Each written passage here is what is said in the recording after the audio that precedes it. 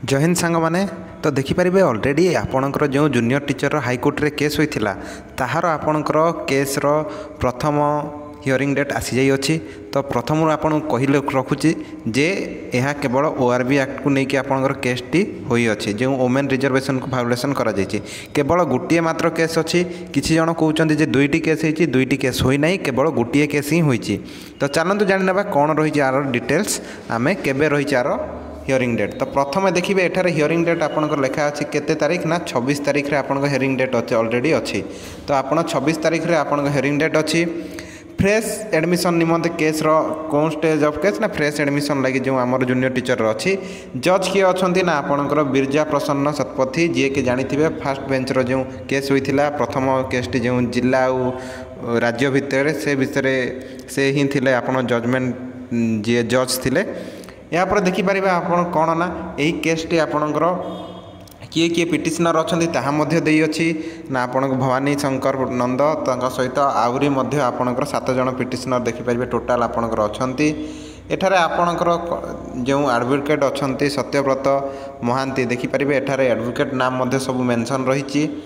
यापर आपणकर तले किए किए अच्छा रेस्पोंडेंट रे ना प्रथम आपणकर देखुला केवल स्टेट ऑफ ओडिशा किंतु नुहे एठारे ओसेपा को आपणकर रेस्पोंडेंट बा ओपोनेंट रखा जाई अछि।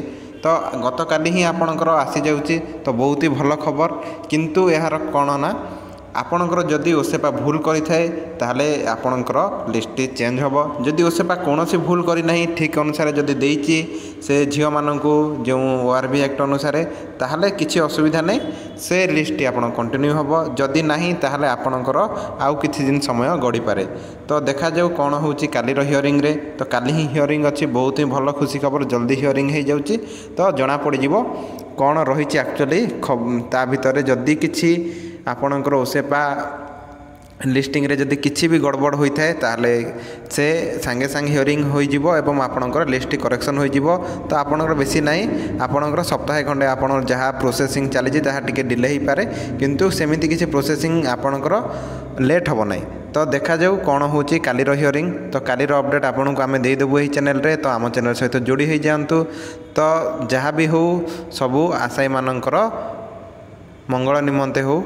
जदि किछि भूल थाए ओसेपा ताहा मानि नेबा दरकार। आ जदि भूल न थाए ताहले तुरंत आमे जो पोस्टिंग टी चली ताकू स्पीड अप करवा। एवं आपणकर जो डेट भी अच्छी जो डेडलाइन भी देइचंती एक रे तो आपणकर गड़े की देइचंती डेडलाइन किंतु सही डेडलाइन रे आपणकर जॉइनिंग हेबा दरकार। सेप्टेम्बर मास अगस्ट लास्ट किंबा सेप्टेम्बर फर्स्ट वीक रे आपणकर जॉइनिंग सरी जिबा दरकार। कहीं ना बहुत दिन हेलानी पाखापाखि वर्षे हो गलानी एमिति रिक्रुटमेंट चलिले आमर शिक्षा व्यवस्था पूरा आगुरी जो भाया अच्छी आहरी निम्न स्तर को पलाइब।